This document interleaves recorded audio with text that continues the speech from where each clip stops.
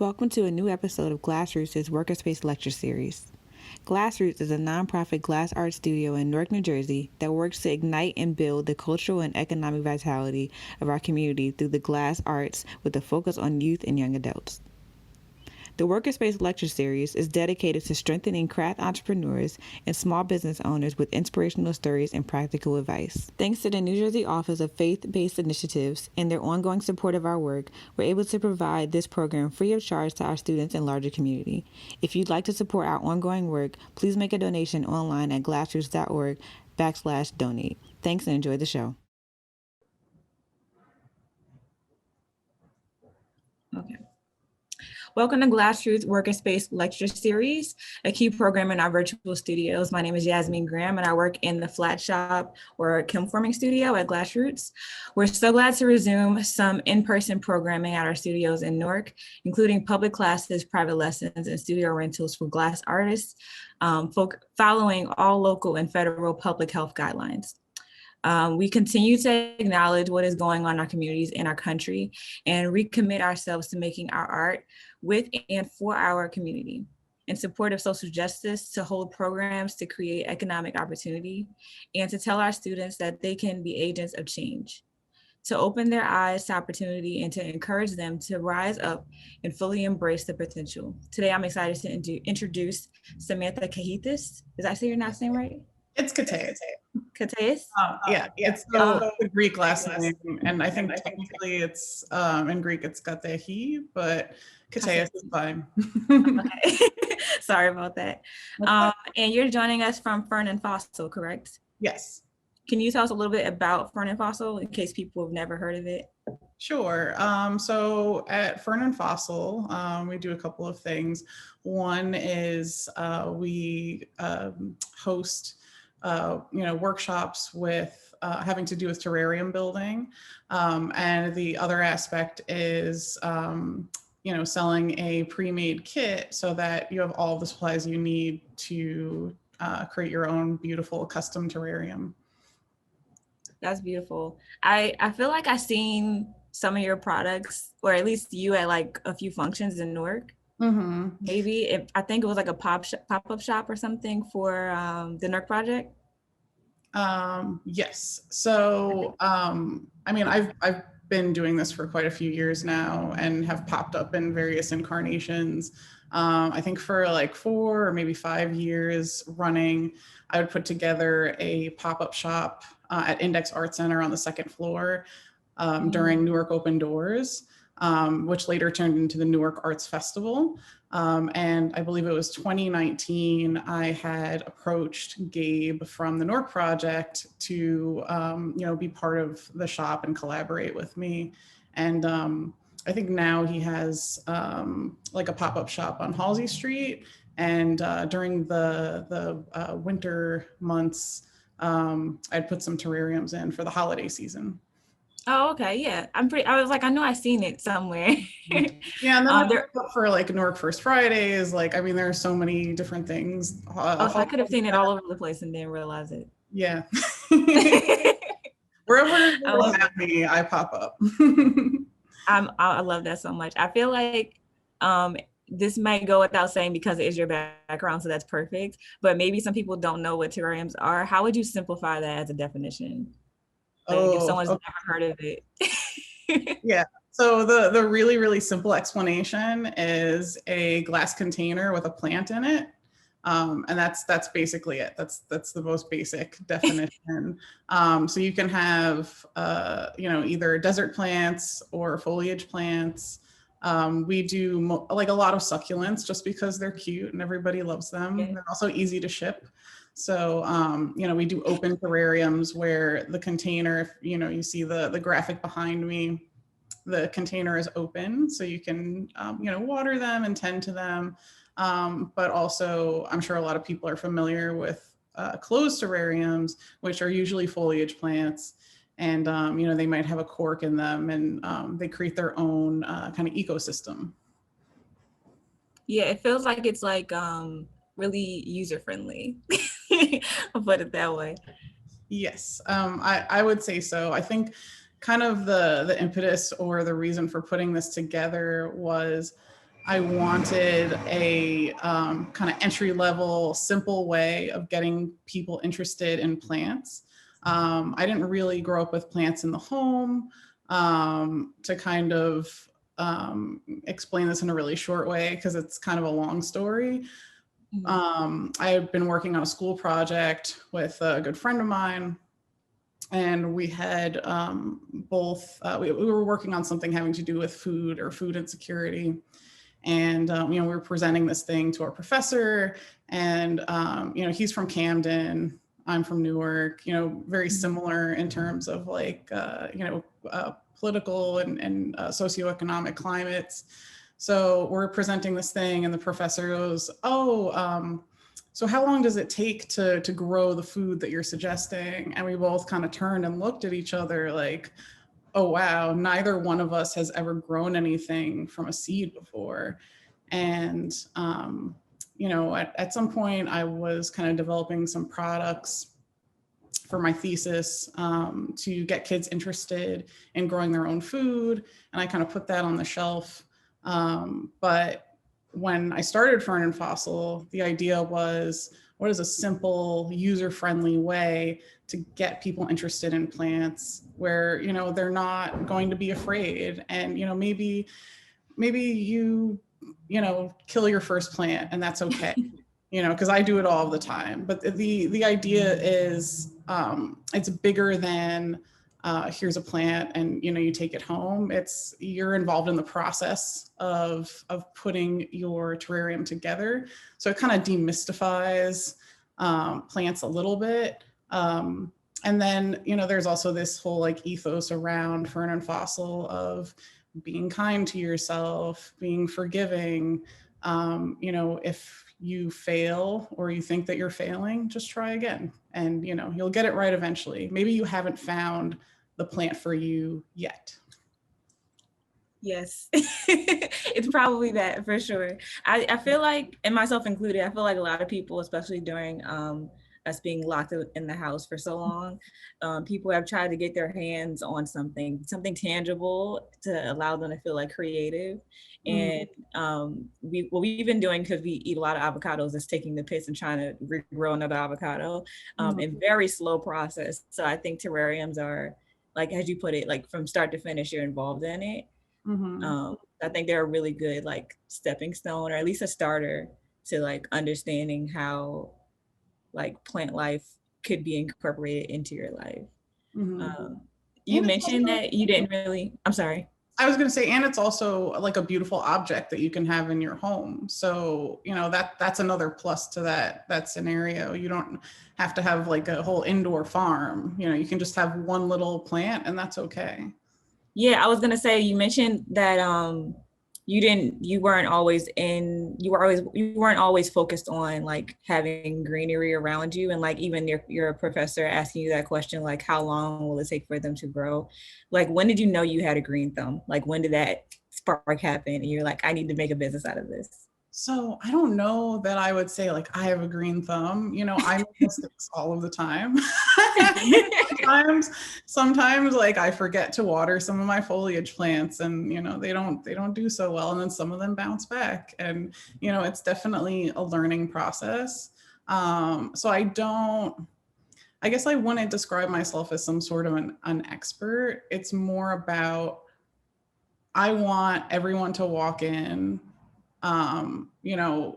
at all levels and feel like they can walk away with a finished project, or, be able to care for a plant. I think it's more about empowering people to, kind of feel like this is something that they can do. I get that. That's beautiful. I think that kind of makes it more approachable and like welcoming too, because there might be maybe someone wants to bring their child in, and they're like, I don't know if this is okay for them to do, but because there's no real like level for where you have to be able to do it. I think that makes it really great. Yeah, you don't need to be an expert here. Not at all. I wanted to ask you about your workshops. like, how do you, because you just mentioned like there's all levels can come and you can have no knowledge of plant life. How did you format them? Or like, especially with us being in quarantine now, and I know you said you have kits that you can mail out to people. Like, how did you format them to figure out to make it so user friendly, even though it seems like it's pretty like understandable like right away, but how did you go about doing that? So we're talking about like the virtual aspect or just workshops in general? Maybe both. Okay. So, with workshops, even before I got into plant side teaching experience, and one of the things that I've been doing for the last, I don't know, 5 years or so was I teach art one-on-one to all kinds of people, but predominantly people with disabilities. So that kind of gives me a unique skill set where I can approach anyone at their level, right? So, I kind of took that same approach when it came to doing these types of workshops. So, I have a specific way of teaching where I might go through the definition of what is a terrarium.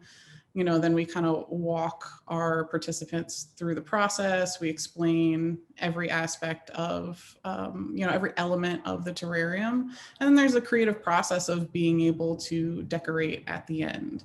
And sometimes depending on where we go, before COVID, I would travel to a lot of libraries, a lot of different institutions. I think the Norb Museum hosted Fern and Fossil a couple of times for different functions. And then, we also do private workshops, plant and sips. Again, pre-COVID, we'd go to a lot of bars. So, the format is slightly different. And I mean, it's always like very relaxed, but depending on if there is a drink available, maybe you're a little bit more relaxed and the process takes a little bit longer. But, it's really about it being a fun activity. Now, going into the virtual aspect, I believe I haven't really taught an in-person workshop probably for about over a year. I think we had scheduled one for March, or it was April. Basically, we have like a busy and a slow season. Usually during the spring, the summer, and the fall months, things really pick up into the winter. And then, we have this like 4 or 5 month sort of a lull. So right as things were supposed to be picking back up, that's when COVID hit, and we had a couple of big workshops that were scheduled that were canceled right off of the bat. So I kind of pivoted into creating this kit, which I had wanted to do for a really long time. And I'm gonna share it while you talk about it. I think it's so cute. Of course. So I needed that little that little nudge to kind of start crafting, this kit. And it was a lot of, kind of trial and error and figuring out what the proper portions were and how things would ship well. And we've distributed kits, all the way to California. Yeah, that was really exciting. It's really exciting when you sell things to people outside of your social circle. Yeah. You start to see like all of these, different addresses. I was like, oh my God.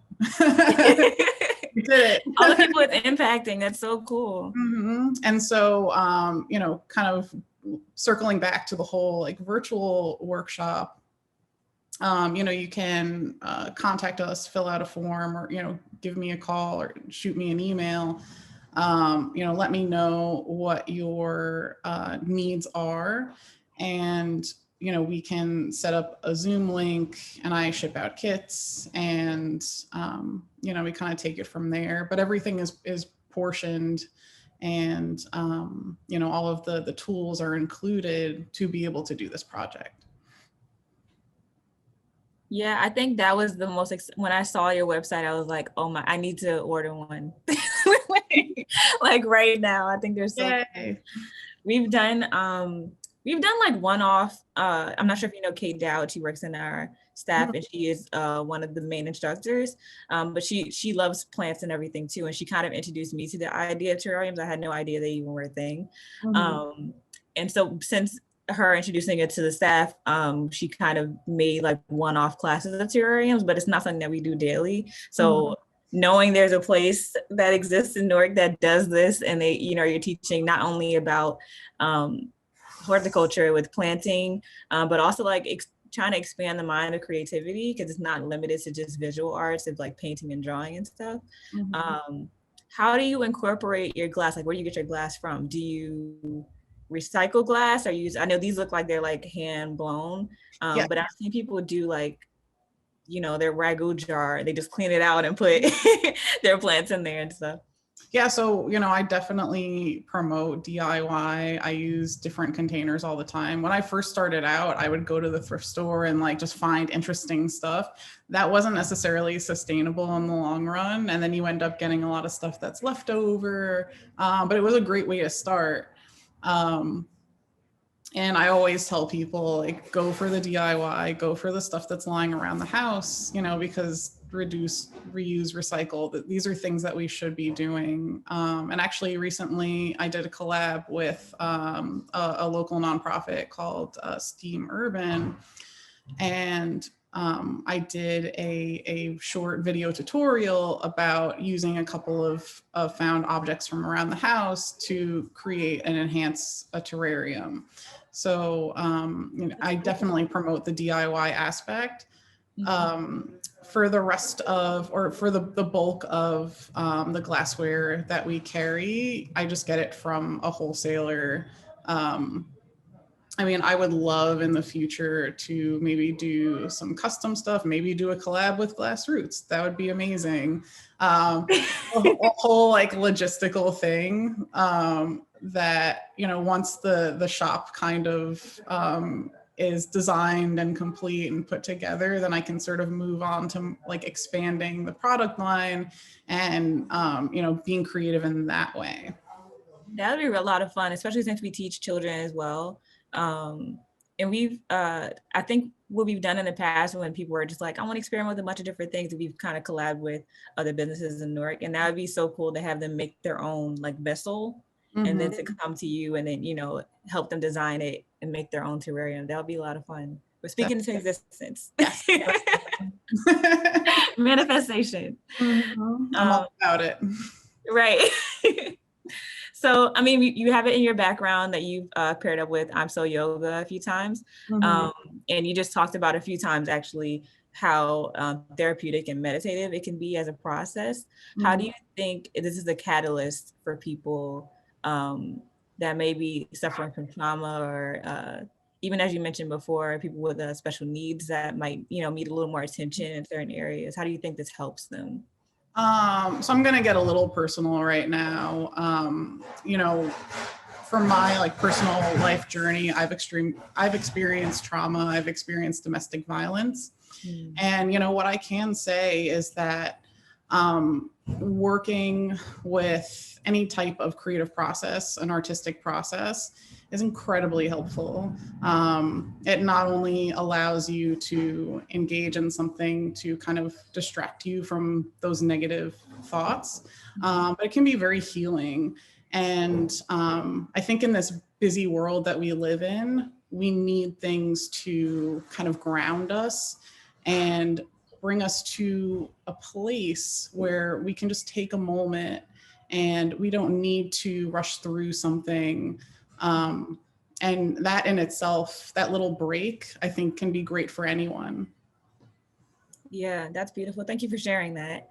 I think a lot of times people forget that, you know, the curiosity of life and like you said, grounding yourself with just doing things tangibly and getting creative, even challenging yourself can help us just come back to who we are and to become centered. And I think that's beautiful that you found a way to incorporate that into your life, not only in your personal life, but also into your business.